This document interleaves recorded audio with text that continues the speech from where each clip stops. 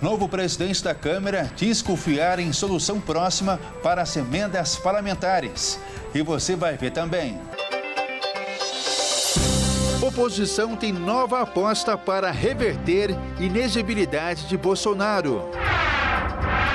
Presidente Lula anuncia novo limite de alimentos processados na merenda escolar.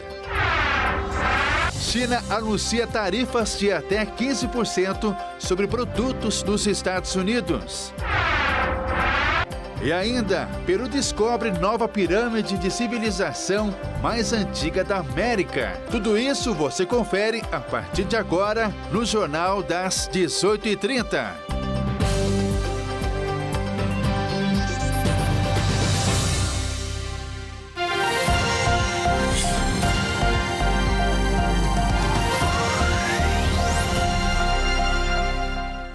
Olá, boa noite, seja muito bem-vinda, muito bem-vindo. Nós estamos ao vivo, são 18 horas e 36 minutos, pelo horário de Brasília. Eu sou Ismael Nascimento e a partir de agora você confere comigo as principais notícias desta terça-feira. Após o ministro Flávio Dino marcar uma audiência conciliatória para tratar das emendas de comissão, o novo presidente da Câmara, Hugo Mota, diz estar confiante em uma solução para o conflito. De acordo com o presidente da Câmara dos Deputados, Hugo Mota, o grande embate entre a Câmara e o Supremo Tribunal Federal a respeito das emendas parlamentares está próximo de ser resolvido. Isso porque nesta terça-feira, o ministro do STF, Flávio Dino, agendou uma audiência conciliatória para o dia 27 de fevereiro, justamente para tratar das emendas de comissão e repasse de verbas. Vale ressaltar que no ano passado o próprio ministro bloqueou mais de 4 bilhões de reais em emendas e solicitou esclarecimentos sobre o uso do dinheiro e o fluxo dessas movimentações. A partir disso, a relação dos parlamentares com o STF ficou muito mais sensível. Ao ser informado por jornalistas sobre a reunião que Dino agendou, Hugo Mota disse estar pronto para ir, dialogar e resolver essa questão. O STF tem acusado a falta de regras de transparência no processo de utilização e indicação dos recursos utilizados. Já os congressistas veem a posição da Corte como uma interferência indevida no Legislativo. Opositores do governo apostam em tentar reverter a inexigibilidade do ex-presidente Jair Bolsonaro. Deputados se articulam para fazer avançar a proposta que reduz de 8 para 2 anos. A oposição do governo Lula tem uma nova aposta para tentar reverter a inelegibilidade do ex-presidente Jair Bolsonaro pelo Congresso Nacional, que é mudar a lei de ficha limpa para reduzir o tempo de afastamento sem poder concorrer a eleições de 8 anos para 2 anos. Caso a medida seja aprovada até outubro, colocaria Bolsonaro de volta à corrida eleitoral para 2026. A proposta que a oposição quer acelerar no Congresso é de autoria do deputado Bibo Nunes, que é ligado a Bolsonaro. O projeto de lei complementar foi enviado para o CCJ da Câmara, no final da gestão de Arthur Lira à frente da Casa, em 18 de dezembro de 2024. O relatório da proposta está com o deputado Felipe Barros, que é um nome forte ligado ao bolsonarismo. Bibo Nunes afirma que a inelegibilidade de 8 anos é um absurdo e sua proposta não é inconstitucional e que o afastamento é um pretexto político para afastar adversários. Bolsonaro foi declarado inelegível pelo TSE em junho de 2023, por 5 votos a 2. Ele foi acusado de abuso de poder político e o uso indevido dos meios de comunicação, e questionou sem provas a segurança das urnas eletrônicas em uma reunião de embaixadores em 2022. O governo do presidente Lula anuncia a redução de para 15% do limite de alimentos ultraprocessados na merenda escolar. A mudança deve beneficiar cerca de 40 milhões de estudantes.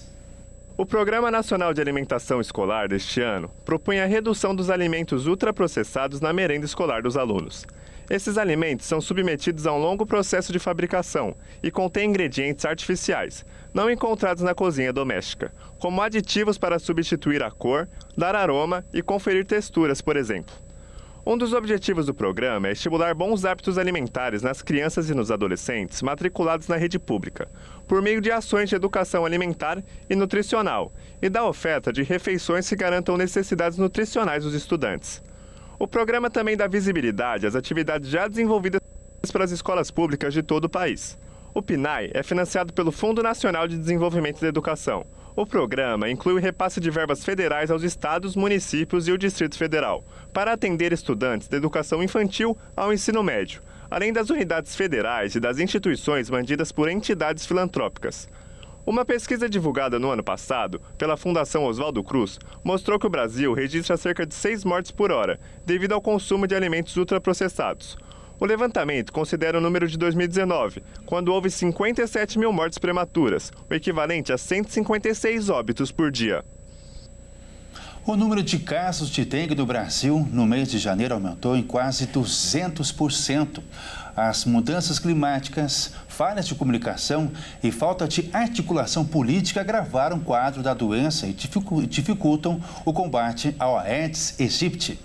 Os casos de dengue no Brasil quase triplicaram entre dezembro de 2024 e janeiro de 2025. Nas primeiras semanas do ano, foram 197.480 infecções registradas em todo o país, uma alta equivalente a 187% em relação ao mês anterior. Até o momento, o Ministério da Saúde confirmou 41 mortes pela doença e outros 227 óbitos que ainda estão sob investigação. Em dezembro, foram 45 vítimas fatais e 50 ainda estão sendo investigadas. Em cada 10 casos de dengue, 6 estão concentrados no estado de São Paulo, que já registrou mais de 116 mil infecções pela arbovirose em 2025. Mas o cenário mais crítico acontece no Acre, com 3.787 diagnósticos confirmados e a alarmante marca alcançada de 430 casos a cada 100 mil habitantes. Os dados são do painel de monitoramento da arbovirose do Ministério da Saúde. Em 2024, o país bateu o recorde histórico de mortes e casos de dengue, com 6.183 vítimas fatais confirmadas e mais de 6 milhões e meio de diagnósticos da doença. O assunto desafia o governo, já que o surto da doença caminha junto ao fraco avanço da vacinação. O vírus da dengue possui 4 variantes e quem já teve a doença causada por um dos subtipos pode pegar novamente o outro subtipo. O ressurgimento do tipo 3 do patógeno é uma das causas apontadas para o aumento dos casos nos últimos meses, principalmente nos estados de São Paulo, Minas Gerais, Paraná e Amapá, em dezembro. E veja a seguir, China anuncia tarifas de até 15% sobre produtos dos Estados Unidos. E ainda, Peru descobre nova pirâmide de civilização mais antiga da América. Nós voltamos já.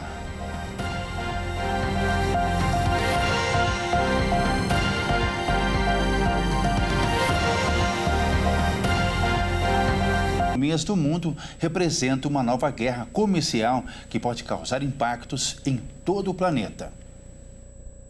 A China respondeu nesta terça-feira às tarifas impostas por Donald Trump às importações de produtos do país com medidas similares contra os combustíveis, veículos e máquinas agrícolas dos Estados Unidos, no início de uma nova guerra comercial entre as duas maiores economias do planeta. A retaliação de Pequim foi anunciada minutos após a entrada em vigor das tarifas de 10% adicionais impostas pelo presidente Trump às importações de produtos chineses. O Ministério das Finanças da China anunciou em um comunicado a adoção de tarifas de 15% sobre o carvão e o gás natural liquefeito dos Estados Unidos e de 10% sobre o petróleo bruto, máquinas agrícolas e alguns modelos de veículos. O texto afirma que a medida é uma resposta ao aumento unilateral de tarifas por parte dos Estados Unidos.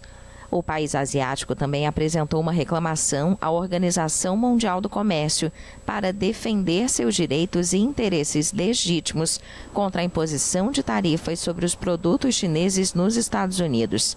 Segundo Pequim, a decisão de Trump viola gravemente as regras da OMC, não faz nada para resolver seus problemas e prejudica a cooperação econômica e comercial normal entre China e Estados Unidos. O Ministério do Comércio apresentou uma queixa à OMC por considerar que as medidas adotadas por Washington eram de natureza mal intencionada.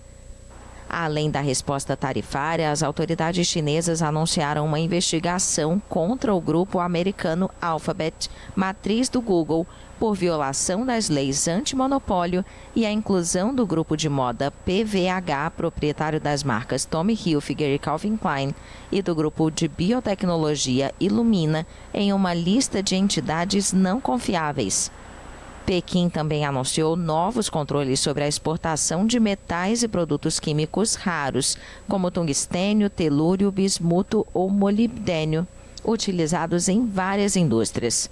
Trump justificou as novas tarifas contra China, México e Canadá, os 3 principais aliados comerciais dos Estados Unidos, como uma punição por não fazerem o suficiente para conter o fluxo ilegal de migrantes e de drogas ao território americano. Mas as medidas foram suspensas por 30 dias após acordos com os governos mexicano e canadense. O presidente americano disse que pretendia ligar para o colega chinês Xi Jinping para negociar um acordo similar. As autoridades americanas apontam a China como responsável pela entrada no país do fentanil, um opioide sintético 50 vezes mais potente do que a heroína e responsável por quase 75 mil mortes anuais por overdose no país. Um ataque a tiros em uma escola na Suécia deixou 10 mortos nesta terça-feira. O responsável pelo tiroteio também morreu e a polícia ainda busca por outras vítimas no local. Vamos acompanhar. O ataque aconteceu em uma escola em Örebro, uma cidade a 200 quilômetros de Estocolmo, na capital da Suécia. Segundo a apuração das autoridades, 10 mortes foram confirmadas, inclusive o autor do tiroteio, que atirou contra si mesmo. A polícia afirma não acreditar que os motivos do tiroteio se tratam de terrorismo, e sim uma tentativa de homicídio, incêndio criminoso e crime de porte de arma agravado. O local onde ocorreu o tiroteio fica dentro de um campus com escolas para crianças e adultos, e todos os corpos foram encontrados dentro da escola.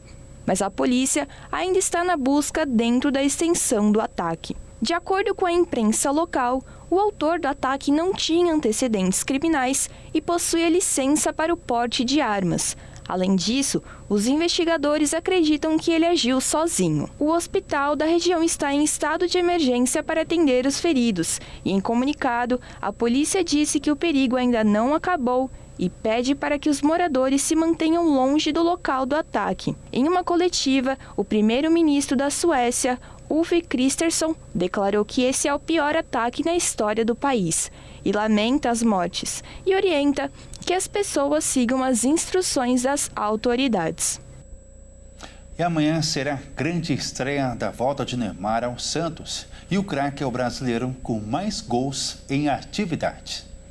Neymar está de volta à Vila Belmiro e vai estrear com a camisa do Peixe nesta quarta-feira, às 21h35, contra o Botafogo São Paulo pelo Paulistão 2025. E a volta do craque abalou o mercado do futebol. Os números de Neymar surpreendem, pois mesmo sem atuar com frequência nos últimos anos, o menino da Vila ainda é o brasileiro em atividade com mais gols no mundo. Aos 32 anos, o craque brasileiro já marcou 439 gols em 719 jogos. Hulk, do Atlético Mineiro, de 38 anos, fez 853 jogos e marcou 431 gols. Wagner Love, de 40 anos, hoje no Avaí, completa o pódio com 413 gols em 892 jogos. Confira o top 5 de jogadores brasileiros com mais gols na carreira em atividade. Em primeiro, Neymar, com 439. Em segundo, Hulk, com 431. Em terceiro, Wagner Love, com 413. Em quarto, Nenê, com 279. E em 5, Gabriel Barbosa, com 255.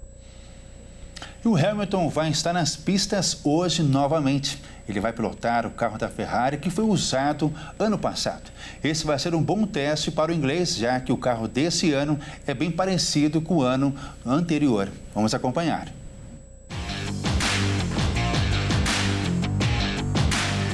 Uma semana após bater o carro da Ferrari de 2023, em um dos seus primeiros testes na nova equipe, Lewis Hamilton voltará a pilotar o carro vermelho, mas desta vez ele vai usar a Ferrari da temporada 2024. Tanto Hamilton quanto seu colega de equipe, Charles Leclerc, entrarão nas pistas para fazer o teste dos pneus que serão usados somente em 2026. Isso porque a temporada de 2026 será marcada pelos novos regulamentos técnicos que modificarão os carros e motores. Como esse é um teste dirigido pela Federação Internacional de Automobilismo, as equipes estão liberadas para usar o carro da última temporada.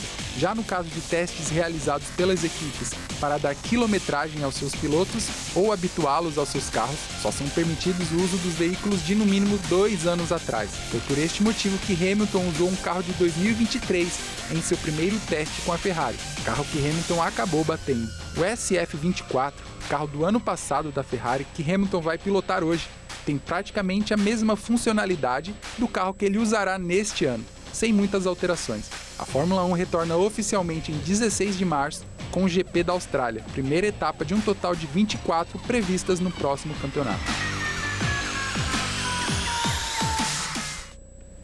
Em uma zona inabitada de Caral, no Peru, uma descoberta está dando o que falar. Trata-se de uma pirâmide com milhares de anos que estava escondida pelo tempo. Vamos acompanhar. Uma nova descoberta tem chamado a atenção de arqueólogos do mundo inteiro. Trata-se de uma nova pirâmide encontrada nesta semana nas proximidades de Caral, um assentamento ao norte de Lima, capital do Peru. O sítio arqueólogo está sendo considerado o berço da civilização mais antiga da América, com cerca de 5.000 anos de antiguidade. Um comunicado do Ministério da Cultura peruana informou que as explorações recentes em Caral possibilitaram identificar essa antiga pirâmide que estava coberta por um pequeno conjunto de árvores secas e vegetação. Ao remover esses arbustos, foram revelados os muros de pedras que formam pelo menos 3 plataformas sobrepostas. A estrutura piramidal de 62 metros só pode ser visto de um ponto específico, já que não era visível do vale. Na periferia foi identificada uma arquitetura considerada residencial, com pequenos edifícios organizados ao redor de uma estrutura principal que possui uma praça circular rebaixada, típica desse período histórico. O Jornal das 18h30 termina aqui. Você acompanha na sequência o SOS da Fé ao vivo com o pastor Jaime Amorim Campos. Eu retorno às 20 horas com o Jornal Toda Hora. Uma boa noite. Tchau.